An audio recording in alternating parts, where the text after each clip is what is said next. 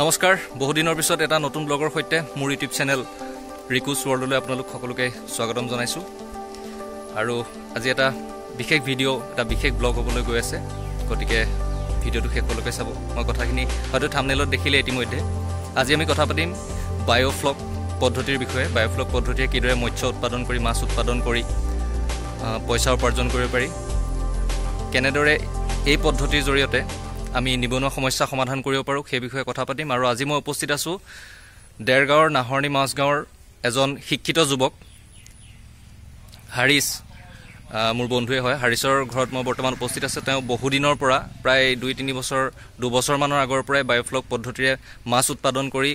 ইতিমধ্যে প্ৰতিষ্ঠিত হৈছে গতিকে তেওঁৰ লগত কথা পাতিম আৰু বায়োফ্লক পদ্ধতিটো কি হয় কেনেদৰে ইয়াৰ পৰা মাছ উৎপাদন কৰি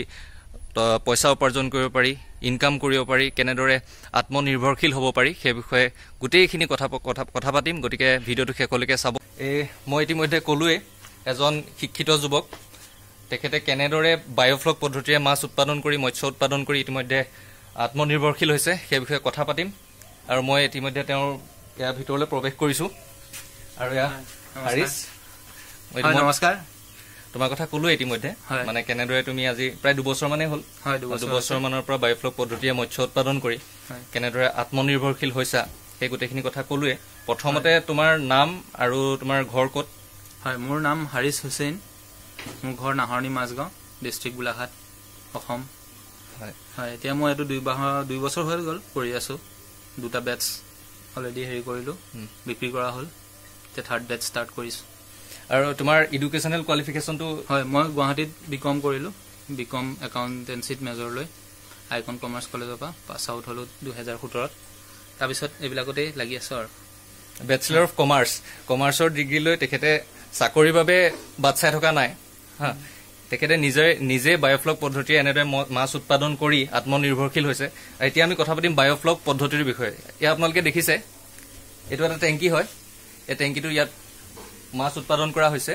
ইয়াত কেনেকেনো কৰা হয় বা ইয়াৰ প্ৰসেসটো কি এই গোটেইখিনি কথা হাৰিছৰ পৰা আমি জানিবলৈ চেষ্টা কৰিম প্ৰথমতে জানিব বিচাৰিছো এটো তোমাৰ চিন্তাটো আহিল কেনে তুমি বেলেগত কৰবাত দেখিলা নে কি হয় এটো মানে আপোনাৰ টেকনলজিটো হল এটো ইজৰাইলৰ পৰা আহিছে এটো টেকনলজি তাৰ পিছত এটো ইণ্ডিয়ানলৈ অহা মানে 2-3 বছৰহে হৈছে তাৰ পিছত মই এইবিলাক ৰিসাৰ্চ কৰি আছিলো ইউটিউবে আৰু মানে নেটতো চাইছিলো নতুন কিবা পাও নেকি মোৰ অলপ মানে ইনোভেটিভ কিবা কৰিব ইচ্ছা আছিল আৰু তাৰ পিছত এটো পালো ইউটিউবতে এজন বিহাৰৰ এজন ট্ৰেইনাৰে আনিছিলে ইয়াতে পুৰুষোত্তম সিং বুলি হে তেখেতৰ পৰাই মই ট্ৰেইনিং কৰিলো বিহাৰত গৈ তাৰ পিছত 2 বছৰৰ আগত আৰু ট্ৰেইনিং কৰি ইয়াতে ষ্টাৰ্ট কৰিলো তুমি ট্ৰেইনিং কৰি আহিছা হয় মই বিহাৰত ট্ৰেইনিং কৰি আহিছো তেমে প্ৰথম ইণ্ডিয়াত আনিছিলে মানে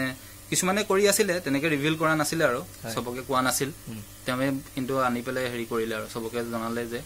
ট্ৰেইনিংও দিলে সবকে 2-3 বছৰ আগত হয় তাৰ পিছত মই 2 বছৰ আগৰ পৰা ষ্টাৰ্ট কৰিছো আৰু তাত ট্ৰেইনিং কৰি টেকনলজিটো এতিয়া ইণ্ডোনেছিয়া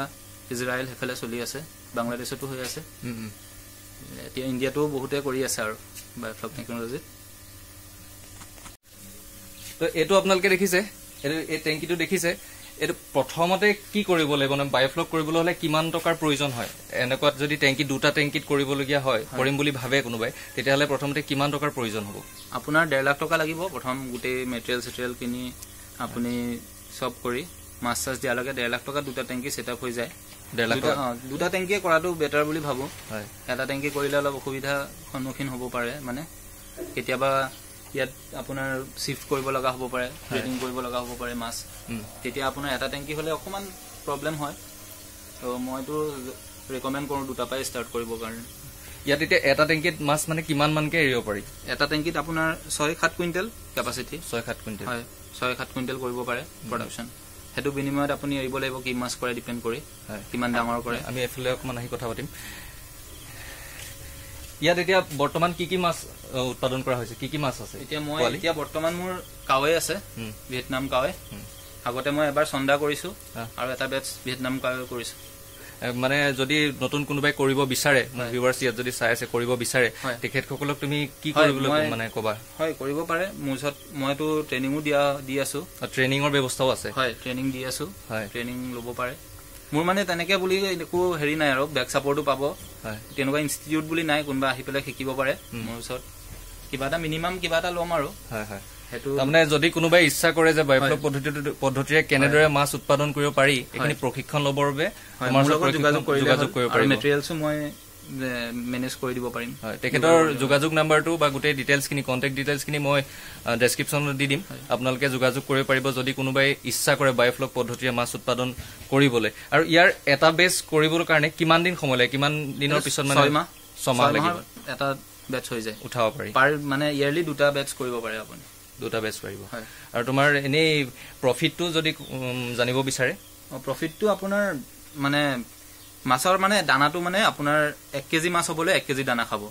বাকিটো আপোনাৰ মিনিমাম কষ্ট আহে আপোনাৰ বাকিটো 50 रुपीस 1 কেজি থাকিবই আপোনাৰ 50 रुपीस মানে মই যদি এনেকুৱা এটা টেংকিত মাছ উৎপাদন কৰো ইয়াত তুমি কিমান এৰা আছে বৰ্তমান এতিয়া বৰ্তমান মোৰ 3000 মাছ আছে 3000 মাছ আছে 3000 মাছক তোমাৰ মেচিয়ৰ্ড হোৱা লৈকে মানে উঠাব পৰা হোৱা লৈকে এটি কিমান টকাৰ দানা খাব বা মেডিচিনে ধৰি কিমান খৰচ হ'ব মই এটো জানিব বিচাৰিছো মানে টোটেল হয় এটো মেডিচিনৰ মানে আপোনাৰ কষ্টিংটো আপোনাৰ ইয়াত এটা দানা 1 কেজি হ'বলৈ আপোনাৰ 1 কেজি 200 গ্ৰাম মান দানা খায় 1 কেজি 200 গ্ৰাম হেতু বিনিময়ত আপুনি মানে এটা মাছে হয় এটা মাছে আপোনাৰ 1 কেজি হোৱালে 100 গ্ৰাম হোৱালৈকে এটো 100 গ্ৰামত মাৰ্কেটিং সাইজ হয় 70 গ্ৰাম 100 গ্ৰাম এটো 1 কেজি হোৱালৈকে আপোনাৰ 1 কেজি 200 গ্ৰাম মান দানা খাব আৰু 1 কেজিত আপোনাৰ 60 70 তেনেকা কষ্টিং পৰে দানা তেনেকে পৰে মানে 3000 মাছ এৰিলে তুমি এনে প্ৰফিটটো কিমান আশা কৰিব পাৰি যেটো মানুহে প্ৰথমতে জানিব ইয়াৰ পৰা প্ৰফিটটো কি হ'ব কিমান টকাৰ উপাৰ্জন হ'ব হয় তুমি ইয়াত কৰিবলৈ হলে টোটেল খৰচটো কিমান হ'ব আৰু মানে উপাৰ্জনটো কিমান হ'ব এটা টেংকি পা আপুনি 50000 এক্সপেক্ট কৰিব পাৰে এটা বেটছত 50000 এটা ধুনিয়া ইনকাম হয় ধুনিয়া ইনকাম এটো তোমাৰ এই টেংকিটো ইয়াৰ ভিতৰত মাছ আছে আৰু এই পানীটো দেখিছে ইয়াত পানীটো এটো অক্সিজেনৰ কাৰণে সকে কৰা হৈছে অক্সিজেনৰ কাৰণে এটো প্ৰসেসটো কেনেকৈ কৰা হৈছে অলপ যদি দেখাই দিয়া হয় এটো বস্তুটো মই বেক কেমেৰা কৰি আপোনালোকক দেখাম গোটেইখিনি আৰু মই বেক কেমেৰাত দেখাই আছো এটো কি হয় অক্সিজেন পাম্প কিটা এটো পাম্পৰ পৰা এটো এয়াৰটো আহিছে হয় এটো ইয়াপা আহি এটো এনেকৈ কানেক্ট হয় এটো সিলিন্ডাৰ এই পাম্পৰ পৰা এটো এয়াৰটো আহিছে এফালদি এয়াৰটো আহি এটো কানেকচন আছে ইয়াত হয় বাকি ইয়াত আপোনাৰ অক্সিজেন পাইপ লগাব লাগে পাইপ লগাই তলত ষ্টোন আছে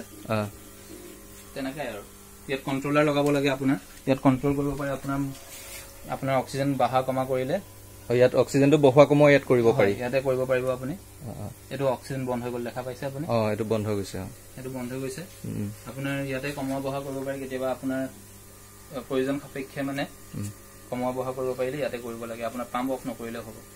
মানে এই অক্সিজেন ধৰা এই পাম্প বা গোটেইখিনি ধৰি 1.5 লাখ টকাৰ বাজেট এটা হলে এনেকে মানে দুটা টেংকিত মৎস্য উৎপাদন কৰিব পাৰে আৰু প্ৰফিটটো আপোনাৰ যিমানে টেংকি বহাই যাব প্ৰফিটটো হিমানে বাঢ়ি যাব এটা টেংকিৰ প্ৰফিটটো কৰো মই মিনিমাম 50-60,000 এক্সপেক্ট কৰিব আপোনাৰ মেইনটেনেন্সৰ ওপৰত কথা আপোনাৰ আচ্ছা যিমান ধুনিয়াকে মেইনটেনেন্স কৰিব হিমান ভাল প্ৰফিট পাব আপোনাৰ 70,000 মানে দুটা টেংকি হলে প্ৰায় 1 লাখ টকা হয় দুটা টেংকি হলে প্ৰায় 1 লাখ টকা প্ৰফিট হ'ব 1 লাখ টকা প্ৰফিট হ'ব আৰু এইফালে মেইনটেনেন্সৰ ওপৰত কথা যিমান ধুনিয়াকে মেইনটেনেন্স কৰিব পাৰিব হয় হিমান ধুনিয়াকে আপোনাৰ প্ৰফিটটো বাঢ়ি যাব আৰু এই টেংকিটো কিবা সাফা কৰাৰ কথা থাকে নি সাফা কৰাৰ কথা নাথাকে এটো আপোনাৰ এটা পানীতে চলিব গুটে পানীটো খালি আপোনাৰ এক বালতি অলপ মানে এক বালতি মান ধৰি লওক আৰু হেতু ড্ৰেইন কৰি থাকিব লাগে এক সপ্তাহৰ মূৰে মূৰে সপ্তাহ 10 দিনৰ মূৰে মূৰে তলৰ হেৰিটো উলাই দিলে হ'ব আচ্ছা এইফালে টেংকি আছে নেকি এইফালে এইফালে এটা আছে আৰু এই পাইপটো কিহৰ মানে এটো আউটলেট পাইপ পানীটো আপোনাৰ ইফালে দিয়ে ড্ৰেইন হ'ব আপোনাৰ ইয়াত আপোনাৰ এটো একচুয়ালি ওয়াটাৰ লেভেলৰ কাৰণে হয় এটো এনেকে দিয়া আছে যে এটো ৰেইনৰ কাৰণে মানে বৰষুণ দিলে পানীটো কেতিয়াও টেংকিটো অভাৰফ্লো নহয় অভাৰফ্লো মানে ইয়াতে আপোনাৰ এফিল দি অভাৰফ্লো হৈ যাব পানীটো পুৰা লেভেলত থাকিব মানে পানীটো লেভেলত থাকিব এটো লেভেল কৰি পেলে বনোৱা হয় এটো তাত যাতে অভাৰফ্লো নহয় আৰু এটো আপোনাৰ ড্ৰেইন পাইপ আপোনাক মই দেখাই আছো 10 দিনৰ মূৰত কেনেকে কৰিব লাগে ড্ৰেইনটো লেটাৰটো লাগি গল ইমান ড্ৰেইন কৰিলে কৰিব লাগে 10 দিনৰ মূৰত 10 দিনৰ মূৰত মানে পাইপটো খুলি সিমানটো কৰি দিলে হৈ যায় সিমানটো কৰিব লাগে তো আপোনালোকে দেখিছে বিশেষ বৰ বেছি কষ্ট নহয় বা কষ্ট একো নাই কৰিবলৈ আপুনি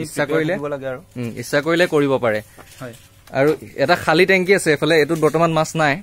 হয় এটো মোৰ মানে অলপ এটো হেৰি হৈছে এটো টেংকি এটো দেখিছা তো টেংকিটো তলটো কেনেকৈ কৰা হয় এইটো কিমান এনে কিমান দ কৰিব লাগে টেংকিটো 1 মিটাৰ 1 মিটাৰ দ লাগিব তলত একো খান্দিব নালাগে এইটো ওপৰতে থাকিব আপোনাৰ টাৰ্পলিনটো আনি একচুৱেলি মোৰ এইটো অলপ চন্দা মাছে খাই দিছিলে অলপ মোৰ অলপ ডেমেজ কৰিছিলে সেইটো কাৰণে মই অলপ ৰিপেয়াৰ কৰিব লগা হ'ল এইটো সেইটো কাৰণে এতিয়া অকমান মানে লিকেজ আছে সেইটো কাৰণে এইটো অফ কৰি থৈছো এতিয়া বৰ্তমান বাকি প্ৰবলেম কোনো নাই এইটো খান্দিব নালাগে ডাইৰেক্ট ওপৰতে বনালেই হ'ল আৰু টেংকিটো আৰু মই ৰিকমেণ্ড কৰো সৰু মাছ কৰিবলৈ মানে মাগুৰ শিঙি কাৱৈ সেইবিলাকে কৰাটো বেটাৰ হয় চন্দা মাছ কৰিবলৈ অলপ অসুবিধা হয় মই এটা বেটছ কৰিছো হে মই এতিয়া আপোনাক জনালোৱে এইবিলাক চন্দা মাছে সব মানে আপোনাৰ ডাঙৰ হোৱাৰ পিছত সব খাই দিয়ে মানে চন্দা মাছে বহুত এগ্ৰেছিভ হয় আৰু আপোনাৰ এইবিলাক য'ত য'ত সিহঁতি মানে সুবিধা পায় তাত মানে তাহাঁতি খাই দিয়ে আৰু অক্সিজেন পাইপ বিলাকো আপোনাৰ খাই দিব ডাঙৰ হলে সেইটো কাৰণে মই অলপ মানে চন্দা মাছ কৰিবলৈ অলপ অসুবিধা পালো আৰু বায়োফ্লকটো একচুৱেলি সৰু মাছৰ কাৰণে বেছি প্ৰিফাৰেবল হয় সৰু মাছৰ কাৰণে কাৱৈ শিঙি মাগুৰ সেইবিলাকৰ কাৰণে বেছি ভাল বুলি ভাবো আৰু এই গোটেইখিনি তুমিয়ে অকলে চোৱা চিতা কৰা মানে ইয়াৰ কাৰণে কোনোবা বিশেষ মানুহ মানে নিয়োগ কৰিছা চোৱা চিতাৰ বাবে এজন আছে মোৰ লগত লাগি থাকে এখেতে চোৱা চিতা কৰে হয় এফালে চাব আপোনাৰ নামটো মোহাম্মদ আবুল আছে আপুনি কিমান দিনৰ পৰা কৰি আছে ইয়াত 2 বছৰে হ'ল 2 বছৰে হ'ল মানে আপোনাৰ পুৰা অভিজ্ঞতা হৈ গ'ল মাছৰ বিষয়ে হয় তো হাৰিছ গোটেই বস্তুটো চালো বা ভিউৱাৰ্ছক দেখালো গতিকে আপোনালোকে যদি কোনোবাই প্ৰশিক্ষণ ল'ব বিচাৰে বায়োফ্লক পদ্ধতিৰ বিষয়ে গতিকে মই এখেতৰ কণ্টেক্ট নাম্বাৰ এড্ৰেছ গোটেইখিনি ডেছক্ৰিপশ্যনত দি দিম তেওঁলোকে আপোনালোকে যোগাযোগ কৰিব পাৰিব এজন শিক্ষিত যুৱক bachelor of commerce BCom accountancy হয় একাউণ্টেঞ্চিত বিকম ডিগ্ৰী লৈও মানে চাকৰি আশাত বহি থকা নাই তেখেতে নিজা প্ৰচেষ্টা তেনেকৈ বায়োফ্লক পদ্ধতিৰে মৎস্য উৎপাদন কৰি আত্মনিৰ্ভৰশীল হৈছে গতিকে এনেদৰেই সকলোৱে আগবাঢ়ি আহক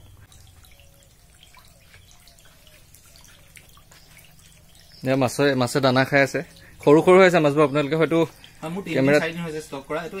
আধা ইঞ্চি চাইজৰ মাছ আছিল মোৰ 2-3 দিন হৈছে ষ্টক কৰা এইটো এইটো আপোনালোকে কেমেৰাত হয়তো ধৰিব নোৱাৰিব মই ডাঙৰ হ'লে পিছত ভালকৈ আপোনালোকক দেখাম তো আপোনালোকক গোটেইখিনি দেখালো যিমান পাৰি বায়োফ্লক পদ্ধতিৰ বিষয়ে বুজাবলৈ চেষ্টা কৰিলোঁ হাৰিছে যিমান পাৰে সুন্দৰকৈ বুজালে আপোনালোকক হয়তো আশা কৰিছোঁ বুজি পাইছে বুলি আৰু যদি ইচ্ছা কৰে আপোনালোকে কৰি চাব পাৰে প্ৰফিটেবল বিজনেছ হয় এনেই চাকৰি কৈ ঘৰত বহি থাকি একো লাভ নাই সময় থাকোঁতে কিবা এটা কৰক মানে চাকৰি পালেতো বেলেগ কথা চাকৰি এপ্লাই কৰক মই এইটো কোৱা নাই যে চাকৰি এপ্লাই কৰিবই নালাগে অকল বিজনেছ কৰক চবেই যদি চাকৰি কৰে ব্যৱসায় কোনে কৰিব কথাটো তেনেকুৱা গতিকে মই হাৰিছৰ পৰা লাষ্টত সুধিব বিচাৰিম তুমি কি ক'ব বিচাৰিবা মানে উঠি অহা প্ৰজন্মক নৱপ্ৰজন্মক হয় নিবনুৱাসকলক কৈছোঁ ঘৰত বহি থাকিব এনেই নলগাকৈ এতিয়াতো মানে আমাৰ এটা কথা মই ক'ব বিচাৰোঁ আমাৰ মানে ফিচাৰীটো আমি সদায় লোৱাৰ আছাম বা নলবাৰী নগাঁও সেইবিলাকৰ ওপৰত ডিপেণ্ডেণ্ট কৰিব লাগে কিন্তু আমাৰ ইয়াতে ৰিচোৰ্চ বহুত আছে আপাৰ আছামত আমাৰ ৰিচোৰ্চে ভৰপূৰ হৈ আছে আমিনো কিয় একুৱাকালচাৰটো আমি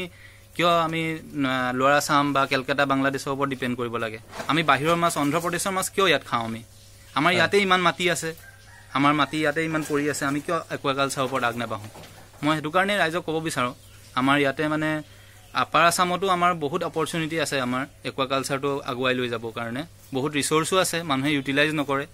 তো নিবনুৱাসকলক মই সেইটোৱে কৰোঁ আগবাঢ়ক একুৱাকালচাৰৰ কাৰণে আগবাঢ়ক একুৱাকালচাৰত বহুত স্কোপ আছে ইয়াৰ মানে আৰু ডিমাণ্ডো বহুত বেছি ডিমাণ্ড আৰু ছাপ্লাইৰ মাজত বহুতখিনি গেপ আছে